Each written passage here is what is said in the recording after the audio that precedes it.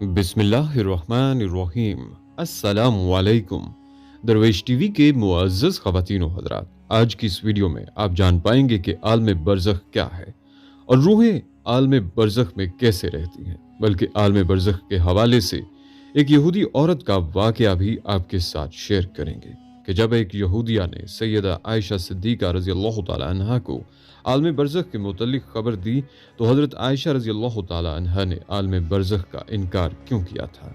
Video में आप ये भी जान पाएंगे कि इंसान के मरने के बाद क्या होता है, यानी आलम बरज़ख के ज़िंदगी कैसी है, यहाँ पर लोग कैसे रहते हैं, लोग यहाँ पर क्या खाते पीते हैं।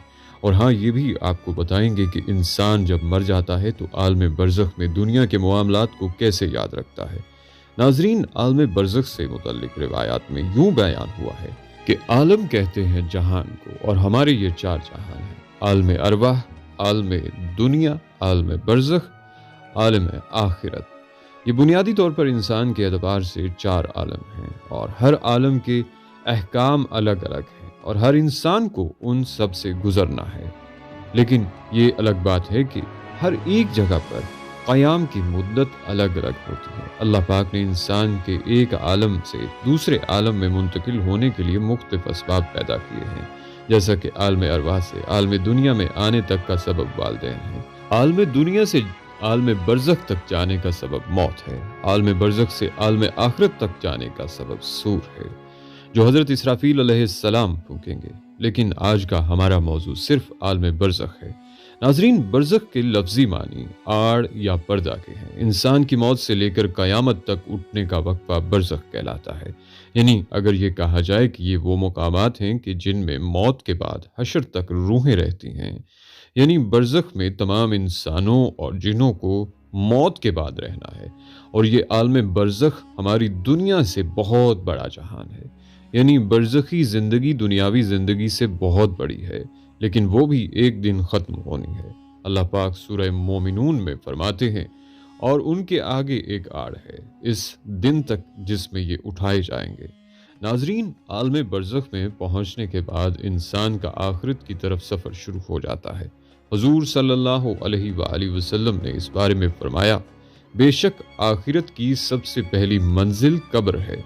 अगर कब्र वाले ने इससे निजात हासिल कर ली तो बाद का मामला भी आसान होगा, और अगर इससे निजात ना पा सका तो बाद का मामला ज़्यादा सख्त है। बल्कि सैयदा आयशा सिद्दीक़ा रज़ियल्लाहु ताला अन्हा को जब यहूदिया ने अज़ाब कब्र के मुतल्लिक़ ख़बर दी और उनसे कहा कि अल्लाह तुझे कब्र के अज़ाब से बचाए, तो हज़रत आयशा रज़ियल्लाहु ताला अन्हा ने मुसलमानों के लिए अज़ाब कब्र का इनकार किया।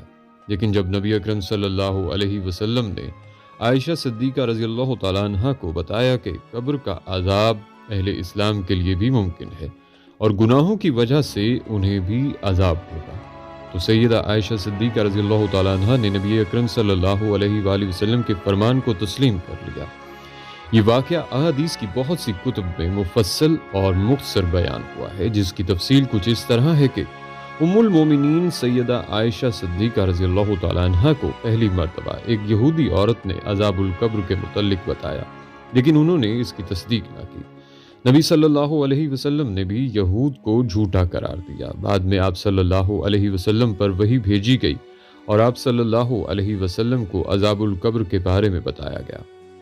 उसी दिन सूरज को ग्रहण लग गया और आप सल्लल्लाहु अलैहि वसल्लम के बेटे सैयदना इब्राहीम अलैहिस्सलाम का इंतकाल भी हो गया। लिहाजा आप सल्लल्लाहु अलैहि वसल्लम ने उसी दिन सूरज ग्रहण की नमाज सलातुल कुसूफ पढ़ाई और फिर खुतबा दिया, और इस खुतबा में सहाबा इकराम रिज़वानुल्लाह अजमाइन को अज़ाबुल कब्र की तफसीलात से आगाह किया। फिर नबी सल्लल्लाहु अलैहि वसल्लम हर नमाज के बाद बराबर अज़ाबुल कब्र से पनाह मांगते और सहाबा इकराम को भी इस सिलसिला की दुआ सिखाई और उन्हें हुक्म दिया कि वो भी हर नमाज के आखिर में अज़ाबुल कब्र से पनाह मांगा करें। बल्कि मिराज का वाक़या नबी सल्लल्लाहु अलैहि वसल्लम की मक्की ज़िंदगी में पेश आ चुका था और मिराज में आप सल्लल्लाहु अलैहि वसल्लम को नाफरमान इंसानों को अज़ाब दिए जाने के कुछ मुशाहिदात भी कराए गए थे। नबी सल्लल्लाहु अलैहि वसल्लम अज़ाब जहन्नुम और अज़ाब कब्र दोनों से पनाह मांगा करते थे, और इसी तरह आप सल्लल्लाहु अलैहि वसल्लम ने वाज़े फरमा दिया कि عذاب جہنم اور عذاب قبر دونوں الگ الگ حقیقتیں ہیں، بلکہ حضور صلی اللہ علیہ وآلہ وسلم نے فرمایا کہ جب انسان کا انتقال ہو جاتا ہے تو اس پر صبح و شام اس کا ٹھکانہ پیش کیا جاتا ہے۔ اگر وہ اہل جنت میں سے ہے تو جنت والوں کا مقام، اور اگر اہل جہنم میں سے ہے تو جہنم والوں کا مقام اس کو دکھایا جاتا ہے۔ پھر کہا جاتا ہے کہ یہ تیرا ٹھکانہ ہے، یہاں تک کہ اللہ تجھ کو قیامت کے دن اٹھائے گا۔ ناظرین، جب روح عالم برزخ میں پہنچتی ہے تو اس میں بھی دو مقام ہیں۔ ایک کا نام علیین ہے جس میں نیک روحوں کو رکھا جاتا ہے، اور دوسری جگہ کا نام سجیین ہے جس میں بدکار یا کافر روحوں کو رکھا جاتا ہے۔ تمام روحیں قیامت کے دن تک یہیں پر رہیں گی، اور پھر قیامت کے دن اپنے حساب کتاب کے بعد اپنی اصل مقام یعنی جنت یا دوزخ میں داخل ہوں گی۔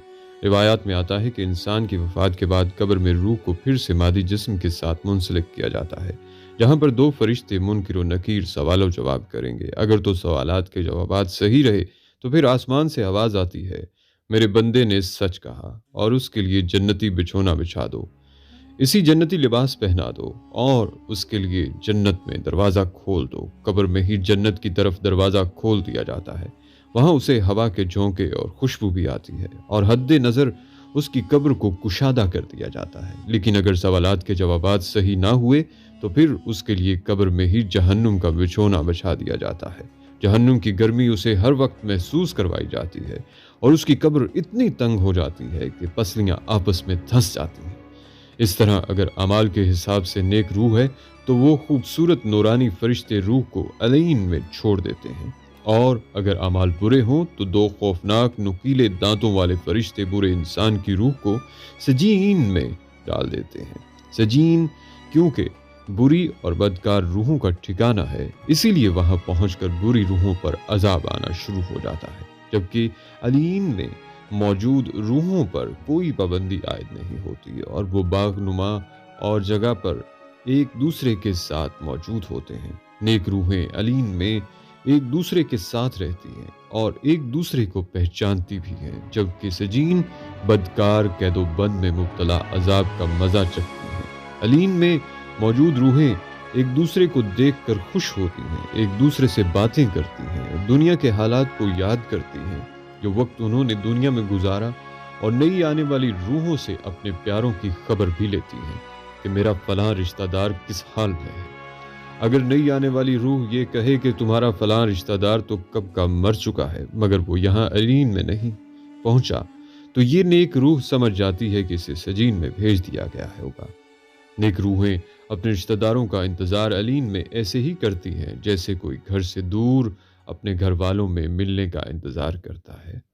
اس کے علاوہ علین میں نیک لوگوں کے علاوہ انبیاء کرام، شہداء اور صدیقین کی روحیں بھی ایک دوسرے کے ساتھ مل کر باتیں کرتی ہیں، بلکہ روایت میں آتا ہے کہ نیک روحیں اپنے قریبی رشتہ داروں سے ملاقات کریں گی، جیسا کہ نبی پاک صلی اللہ علیہ وآلہ وسلم نے حضرت فاطمہ رضی اللہ تعالیٰ عنہ سے فرمایا تھا کہ میرے وصال کے بعد سب سے پہلے فاطمہ تم ہی مجھ سے ملو گی، اور بالکل ایسا ہی ہوا، اور آپ صلی اللہ علیہ وآلہ وسلم کے وصال کے 4 سے 6 مہینے بعد حضرت فاطمہ رضی اللہ تعالیٰ عنہ حضور اکرم صلی اللہ علیہ وآلہ وسلم سے جا ملی۔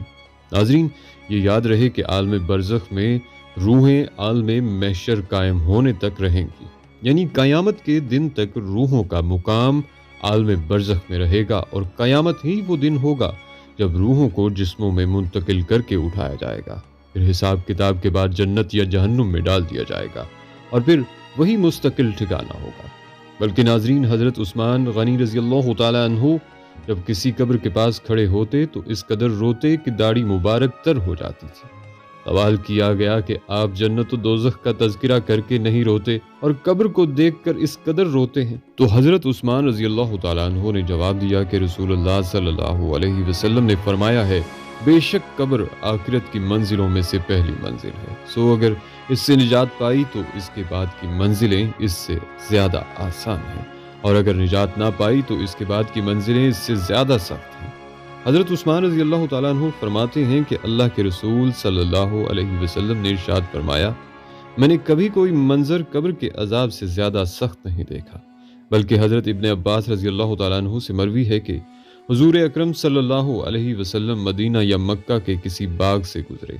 इतने में दो इंसानों की आवाज़ सुनी जिनको कब्र में अजाब दिया जा रहा था।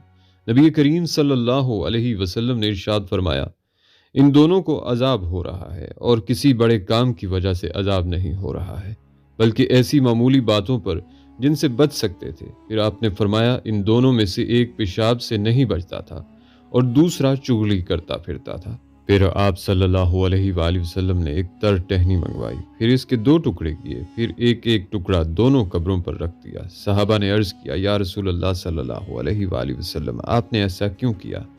आप सल्लल्लाहु अलैहि वसल्लम ने फरमाया, शायद इन दोनों का अजाब इनके सूखने तक हल्का कर दिया जाए। ख़वातीनो हज़रात, आएँ अब मिलकर अल्लाह से दुआ भी करते हैं कि ए अल्लाह पाक, हमें सेहत व तंदुरुस्ती वाली ज़िंदगी अता फरमा दीजिए, और जब हम फौत हो जाएं तो मरने के बाद हमारी कब्र को जन्नत का बाग बना दीजिएगा, और आलम बरज़ख में हमारा ठिकाना नेक रूहों के साथ अलीन में बना दीजिएगा। आमीन या रब्बुल आलमीन।